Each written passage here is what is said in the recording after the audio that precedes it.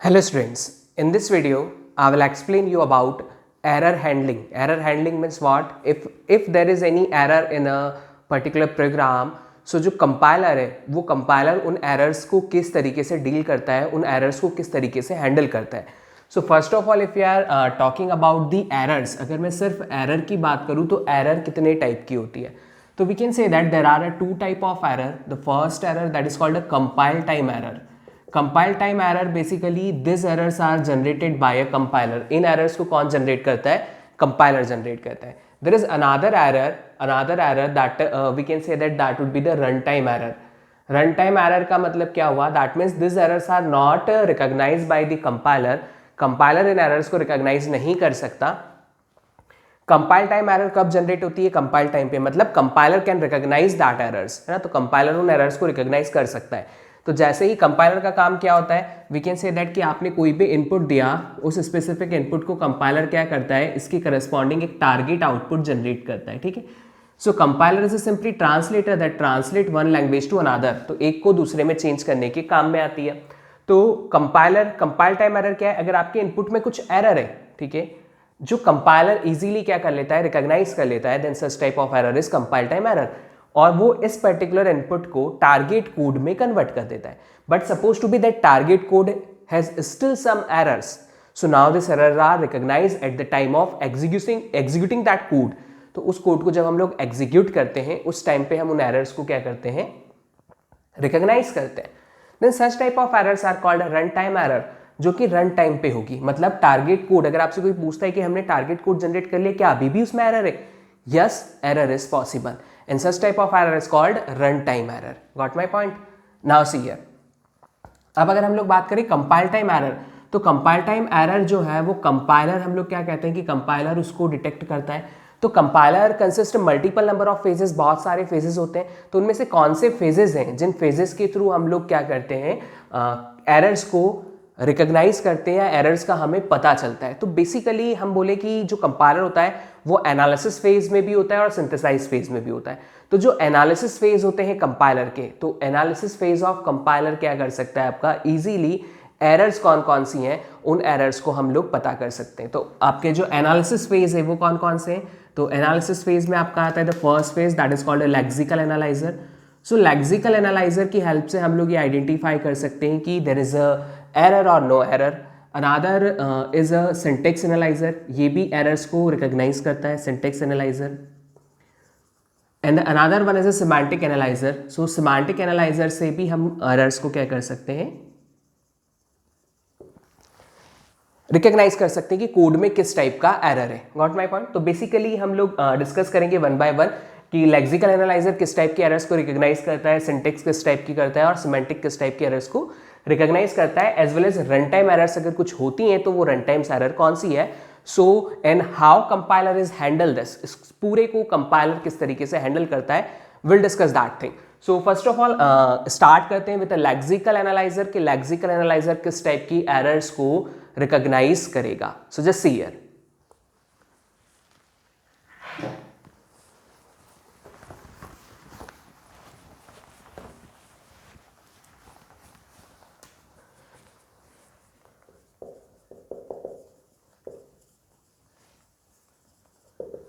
So what is the work of lexical analyser? We can say that LA का जो work होता है, सबसे पहले अगर हम लोग इसके वर्क की बात करें कि what would be the work of lexical analyser.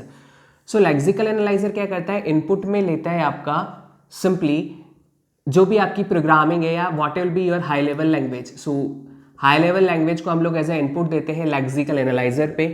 Output में हमें मिलते हैं tokens corresponding to that particular high level language. तो ये हाई लेवल लैंग्वेज को टोकन्स के फॉर्म में कन्वर्ट कर देता है. ठीक है.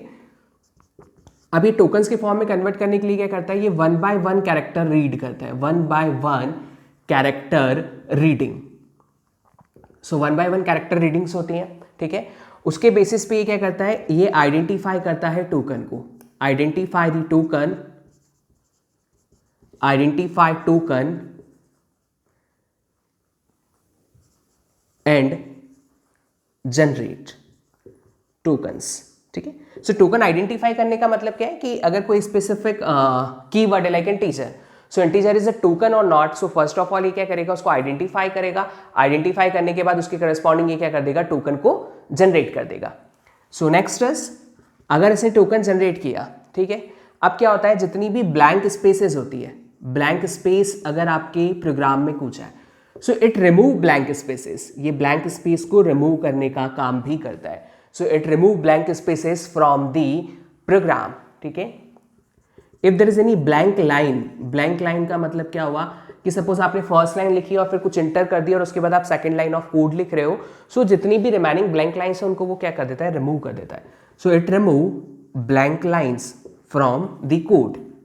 अनादर what we can say, another if you are talking about कि ब्लैंक लाइन रिमूव कर दी, और क्या रिमूव करता है, so what will be the comments, जो भी कमेंट्स हम लोग प्रोग्राम में लिखते हैं, it remove comments from the code. Code comment के लिए कभी भी टारगेट कोड जनरेट नहीं होता, मतलब कमेंट के करस्पॉन्डिंग टारगेट कोड जनरेशन क्यों नहीं होता, बिकॉज कमेंट्स हम लोग जस्ट लिखते हैं वो प्रोग्राम यूजर को समझाने के लिए, ठीक है, मशीन को समझाने के लिए किसी कमेंट की जरूरत नहीं पड़ती है।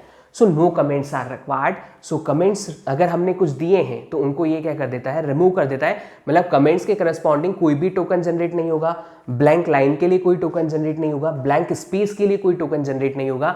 अब किस कैरेक्टर के करस्पॉन्डिंग या किस स्ट्रिंग के करस्पॉन्डिंग जो टोकन से वो जनरेट होते हैं, ये लेक्सिकल एनालाइजर परफॉर्म करता है। और ये कैसे आइडेंटिफाई करता है कि किसके लिए टोकन जनरेट होगा या किसके लिए टोकन जनरेट नहीं होगा, so it would be done with the help of FSA। ये फाइनाइट स्टेट ऑटोमेटा यूज करता है और उस FSA की हेल्प से ये रिकॉग्नाइज करता है कि किनका टोकन जनरेट होगा, किनका टोकन जनरेट नहीं होगा। Got my point. चलिए, सो अब हम लोग यहाँ पे अगर देखें लेक्सिकल एनालाइजर को कि ये एरर्स किस टाइप की डिटेक्ट करेगा, एरर हैंडलिंग हम लोग कह रहे हैं, तो किस टाइप की एरर होंगी जो लेक्सिकल एनालाइजर के थ्रू हम क्या कर सकते हैं, रिकॉग्नाइज कर सकते हैं, ठीक है। So the first thing is that you should remember that if we don't know, if we can't recognize, या if LA can't recognize boundaries of token, अगर LA टोकन की बाउंड्रीज को रिकॉग्नाइज नहीं कर पा रहा है, then it generate error, then it generate error, okay. Similarly what we can say, we can say that कि अगर सपोज टू भी हमने रीडिक्लेरेशन किया है, रीडिक्लेरेशन ऑफ आइडेंटिफायर, आप किसी आइडेंटिफायर को रीडिक्लेयर कर देते हो, like that integer A, you are writing that thing 2 times, so ये क्या करता है, उस टाइप के एरर्स को भी रिकॉग्नाइज करता है और आपके कोड में एरर जनरेट कर देगा।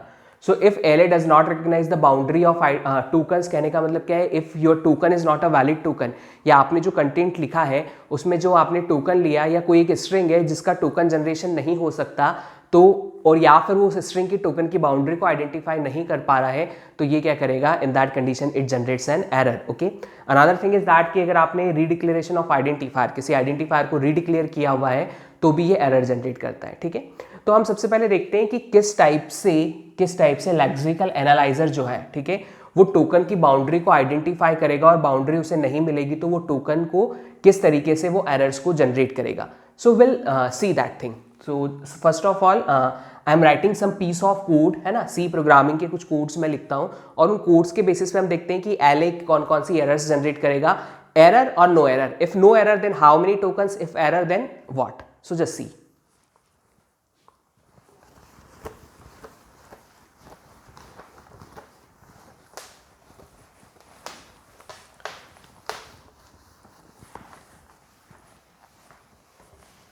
See here, suppose I am writing A equal to B plus C, ठीक है। So corresponding to that lexical analyser कितने टोकन जनरेट करेगा, तो सबसे पहले हम लिख सकते हैं A is an identifier, 1 token.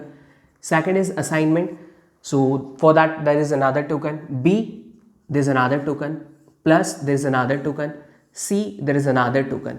So total number of tokens are 5. If there is any semicolon, so there is another token because it shows end of a string. तो सेमी कॉलन है तो टोकन जनरेट करेगा। अगर हमने semi colon नहीं लगाया तो क्या लेक्सिकल एनालाइजर एरर देगा? कंपाइलर एरर देता है कि semi colon is missing, but lexical analyser does not gives any error, क्योंकि वो सिर्फ क्या देखेगा कि यहाँ पे 5 टोकन है, वो 5 टोकन्स को जनरेट कर देगा। ए को बोलेगा ये आइडेंटिफायर है, ये आपके ऑपरेटर्स हैं, तो आइडेंटिफायर और ऑपरेटर्स के बीच में टोकन जनरेट हो जाएगा, बाकी कुछ नहीं होगा। सपोज टू बी, इसकी पहले हमने लिखा है like int A equal to B plus C और and then semicolon. So int के करस्पॉन्डिंग भी ये क्या करता है, टोकन जनरेट कर देगा। So in that condition total number of tokens are 7। अब टोकन्स को उसने आइडेंटिफाई कैसे किया कि इंटीजर एक टोकन है, ए टोकन है, असाइनमेंट टोकन है। तो you should remember one point, जो ब्लैंक स्पेस है वो ब्लैंक स्पेस, जैसे ए और इक्वल के बीच में ब्लैंक स्पेस दे दी हमने इतनी, लाइक दिस। सो ये ब्लैंक स्पेस इसको तो रिमूव कर देता है। तो blank space is not a token separator, blank space से टोकन सेपरेट नहीं हो रहे हैं। टोकन जो सेपरेट हो रहे हैं वो किसकी हेल्प से हो रहे हैं, तो you should remember one point, जैसे ए आया, इसने बोला ए इज एन आइडेंटिफायर, ये आइडेंटिफायर है, लेकिन ए के बाद असाइनमेंट आया, तो now A assignment is not a valid identifier. तो ये यहां से टोकन को सेपरेट कर देगा कि ए अकेला क्या है, आपका एक टोकन है। Got my point. अब ये कैसे आइडेंटिफाई करता है, तो हम लोग बात करें कि इंटीजर, जैसे INT लिखा, तो INT is not a identifier, it is keyword. How it can recognise, so simply lexical analyser has a finite state automata, initial state is there. जैसे ही आई आता है वो उसको सबसे पहले क्या करता है, पास करता है with the help of finite state automata. That finite state automata for a keyword, I आया, आप एक लोकेशन पे पहुंचे, एन आया, दिस इज अनदर लोकेशन। जैसे ही टी आया, स्ट्रिंग अगर एक्सेप्ट हो जाती है, INT इज एक्सेप्टेड, तो ये यहाँ पे शो कर देगा इट इज कीवर्ड। सो यहाँ टोकन जनरेट हो जाएगा कि कीवर्ड है। Got my point. अगर कोई सपोज INT नहीं आता है और सपोज मैंने इंट लिखा और इंट के बाद IN लिखा, int IN, so in that condition int तो इससे पास किया, कीवर्ड आया, IN को ये पहले पास करेगा, क्या ये कीवर्ड है, no it is not a keyword. तो फिर ये IN को किससे पास करेगा, it pass via identifiers finite state automata. Like identifier के लिए अगर हम लोग बात करें, तो आइडेंटिफायर के लिए जो डेफिनेशन होती है वो क्या होती है, वी कैन से दैट कि it is either started with underscore और अ लेटर। तो अंडरस्कोर से स्टार्ट हो सकता है या लेटर से स्टार्ट हो सकता है, सो आइदर अंडरस्कोर और any letter A to Z। After then what we can say, there is any combination of letter और डिजिट, इससे पास करेगा वो। सबसे पहले चेक करेगा आई यहाँ पे आए, यस आई इज देयर, फिर आई के बाद स्ट्रिंग एंड नहीं हुई है तो उसने एन को पास किया, इसने एन भी पास कर दिया, फिर ये सेमीकॉलन को पास करेगा, but semicolon is not a part of this, मतलब IN पे स्ट्रिंग एक्सेप्ट हो रही है तो ये बोल देगा it is an identifier, like this. तो इस तरीके से जो वर्क होता है वो FA यूज किया जाता है। लाइक 32 कीवर्ड्स हैं, तो 32 कीवर्ड का एक फाइनाइट स्टेट ऑटोमेटा होगा, इससे हम इनफाइनाइट नंबर ऑफ आइडेंटिफायर्स को जनरेट कर सकते हैं। अब आइडेंटिफायर जो जनरेशन होता है, तो you should remember one more thing here, कि आपको अगर बोला जाए कि हम आइडेंटिफायर क्या किसी भी लेंथ का बना सकते हैं, no. So there is a restriction on a length of identifier. वो डिपेंड करता है कंपाइलर टू कंपाइलर। तो किसी कंपाइलर में अगर लेंथ मान लो 32 है, किसी में 64 है, तो डिफरेंट लेंथ हो सकती है। उससे बड़ा आइडेंटिफायर का नेम आप नहीं रख सकते हो। तो ये भी कौन रिकॉग्नाइज करता है, it is also recognise by a lexical analyser. तो लेक्सिकल एनालाइजर का ही काम होता है वो भी। So you should remember that particular point.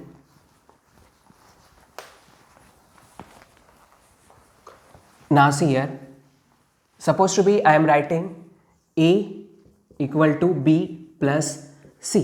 So we can say that in that condition LA does not give any error, it simply produce output 1, 2, 3, 4, 5 and 6. So 6 tokens ये generate कर देगा। Suppose मैंने लिखा A equal to B plus C and semicolon. There is any error or no error? So you should remember no error is there, क्योंकि जो line separator है वो semi colon है, ठीक है। तो ए के बाद अब ये क्या कह सकते हैं, हमने इंटर कर दिया, मतलब that is a blank line, blank line is remove by the lexical analyser. So ये यहाँ पे कोई एरर नहीं देगा, और इस कंडीशन में भी ये कितने टोकन्स जनरेट कर देगा, 6 टोकन्स जनरेट कर देगा। Got my point. अब सपोज टू भी हमने लिखा character A 10 hello like this, okay, and we need to check that how many tokens are there. So character 1 token for this because it is a keyword, keyword के लिए एक token होता है। A is a name of character, name of array, so that is an identifier, so value that is another token. Opening bracket is 3rd token, 10 that is a constant, so 4th token, closing bracket 5th token, equal sign 6th token. Now you should remember one point, bracket के अंदर हमने जो codes के अंदर हमने जितना भी content लिखा है that complete is treated as a single token, so that would be 7। and semicolon it is 8. Got my point? Now supposed to be I am writing content like character A10 hello world. How many tokens are there? So again 1, 2, 3, 4, 5, 6. That complete is treated as a single token 7 and 8. So दोनों में number of tokens same है. Now see at the place of that if I am writing character A10 hello और मैंने इसके बाद enter कर दिया world and semicolon. In that condition what will happen? So in that condition lexical analyzer gives error. यहाँ पे LA error देता है. Why? आप कह सकते हैं कि सर आपने तो कहा था कि लाइन ब्रेक होती है तो वो हटा देता है. यस लाइन ब्रेक होती है तो हटा देता है but we can not break a single token in a multiple line. Okay so hello world is a single token. क्यों? क्योंकि वो कोट्स के अंदर आ रहा था. तो single token should be in a single line. You should remember that point. जैसे हमने फर्स्ट वाले के लिए लिखा था A equal to B plus C semicolon. So A is a single token, that token in a single line. ये भी single token था. तो एक टोकन एक लाइन में है तो कोई दिक्कत नहीं है बट एक सिंगल टोकन को आप मल्टीपल लाइन में ब्रेक नहीं कर सकते. अगर आपने ऐसा किया then in that condition lexical analyser gives error because it can not recognise, it can not identify the boundary of token. Got my point? So such type of error is generated by the lexical analyser.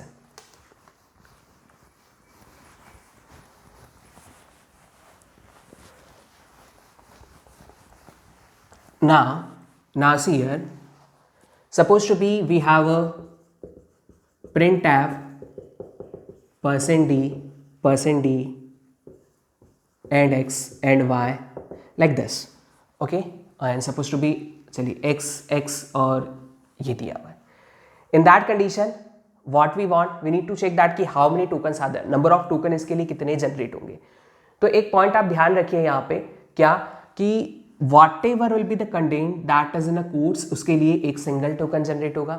अगर इस expression में error है, compiler error generate कर रहा है वो अलग बात है. हम सिर्फ बात कर रहे हैं किसके लिए? We are talking about the lexical analyser.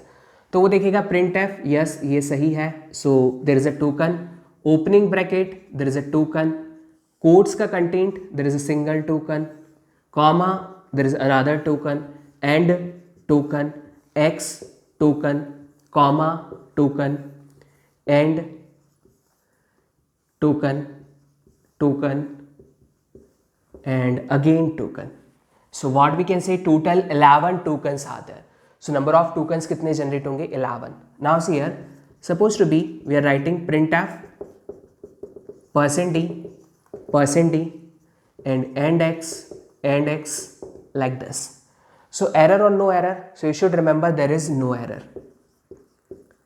Y no error? क्योंकि मल्टीपल लाइन में ब्रेक कर सकते हैं. ये सिंगल टोकन था सिंगल लाइन में, ये टोकन है सिंगल लाइन में, ये डिफरेंट टोकन्स में in different line. No issue with that. So there is no error and it same generates 11 tokens. तो सेम 11 टोकन यहाँ पे आपके जनरेट होंगे. If you are writing like this printf %d and x. So yes there is error. Got my point? Because single token can't break in multiple lines. तो single token को multiple line में हम लोग break नहीं कर सकते. So that would be the lexical error. Got my point?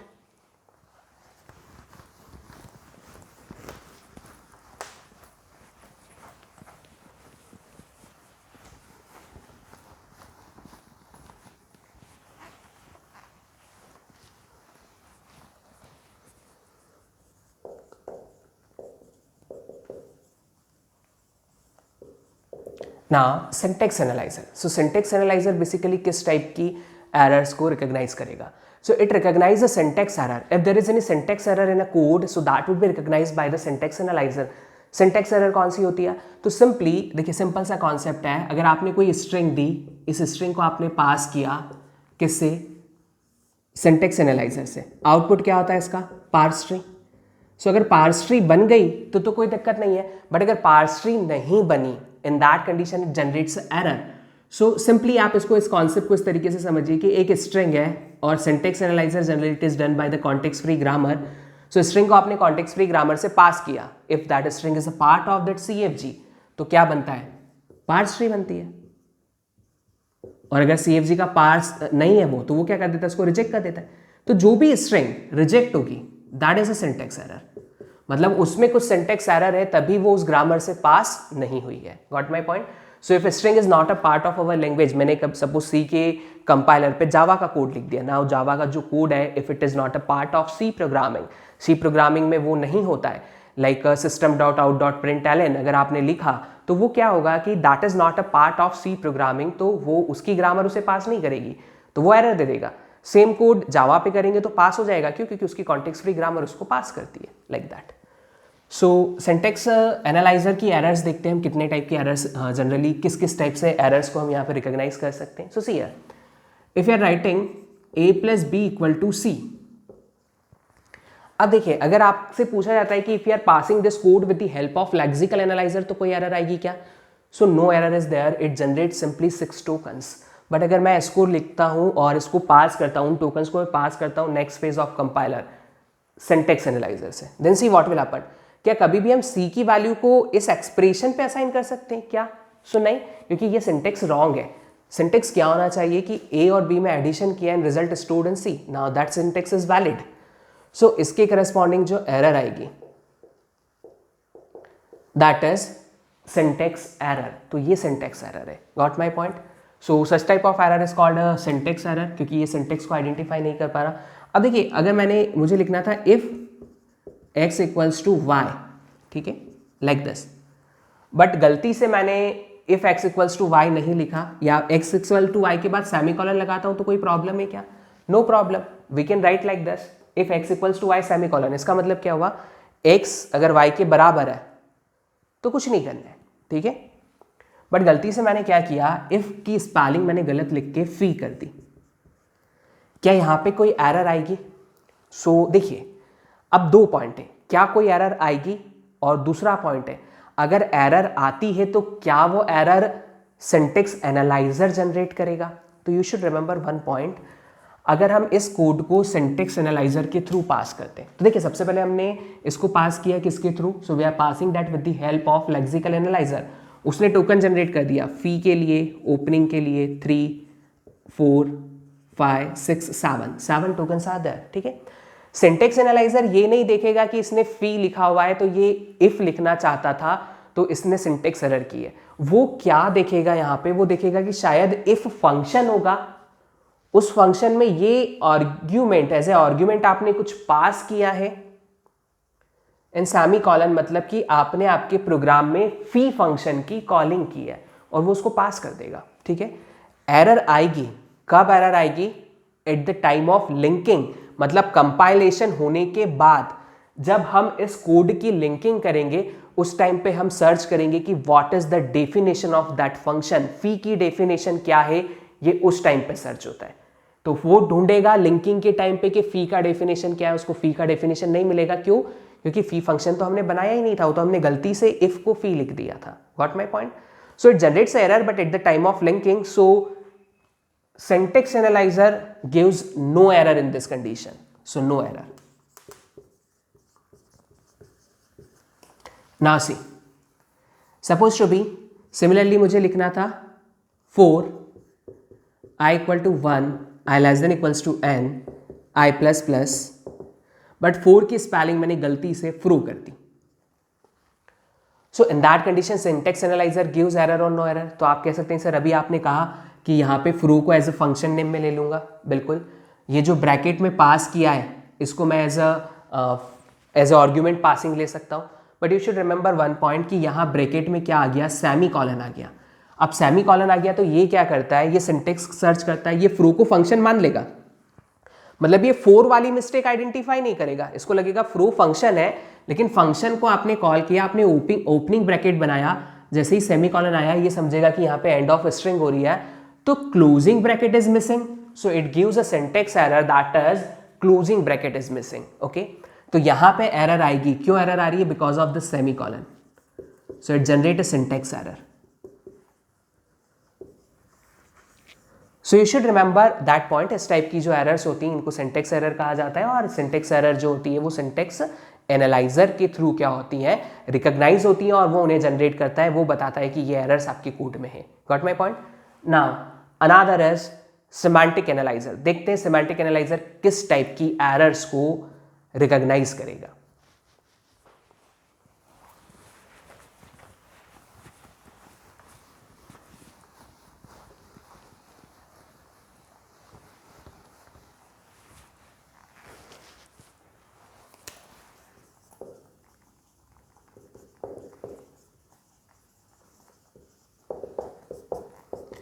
देखिए semantic analyser का काम क्या है, तो बेसिकली ये चेक करता है सिमेंटिक एरर्स, सिमेंटिक एरर्स को रिकॉग्नाइज करता है। बेसिकली सिमेंटिक एरर दो टाइप की होती है, एक होती है static semantic error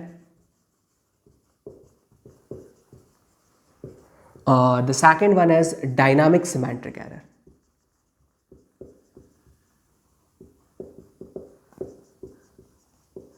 basically syntax analyser का काम क्या होता है, तो सिंटेक्स एनालाइजर सिमेंटिक एनालाइजर का काम क्या होता है, तो ये क्या करता है लॉजिकल एरर्स को चेक करता है या सिमेंटिक एरर्स को चेक करता है। Semantic error static semantic error होती है, डायनामिक सिमेंटिक एरर होती है। Static semantic error, this errors are recognised by the semantic analyser.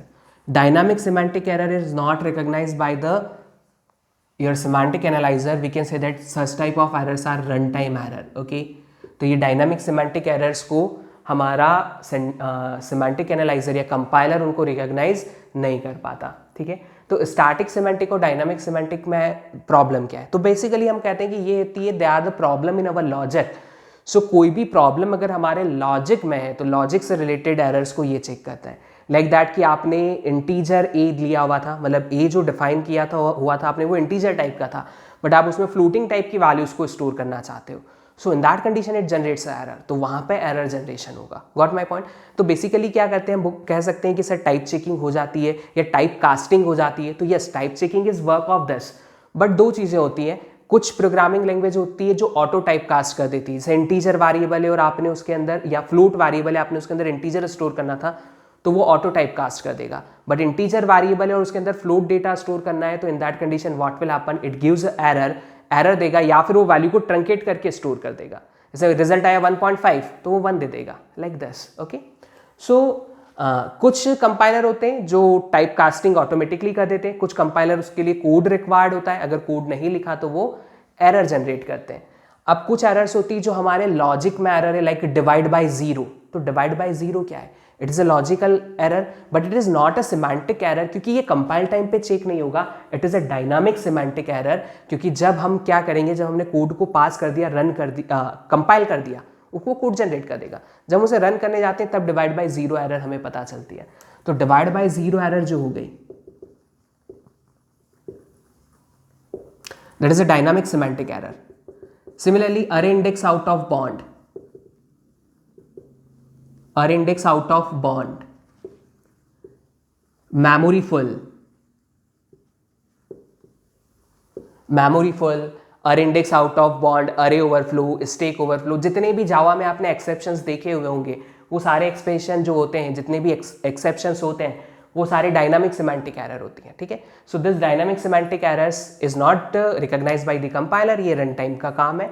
हमारा जो कंपाइलर है वो उसका जो सिमेंटिक एनालाइजर है वो स्टैटिक सिमेंटिक एरर्स को क्या करता है, रिकॉग्नाइज करता है। Got my point?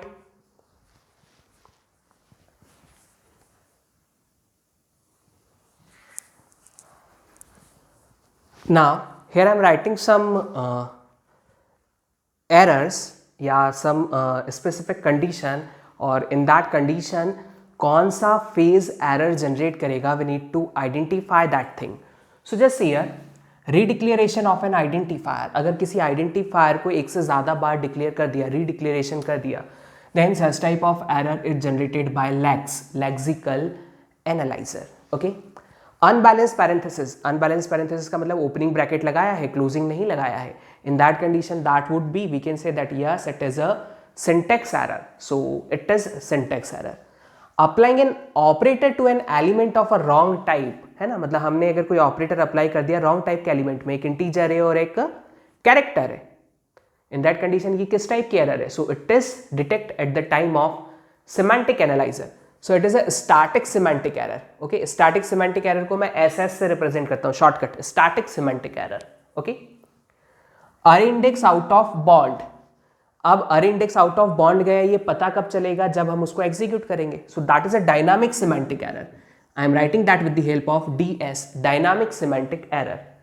Divide by 0 कब पता चलेगा? It is also dynamic semantic error. Logic में error है but dynamic semantic error है.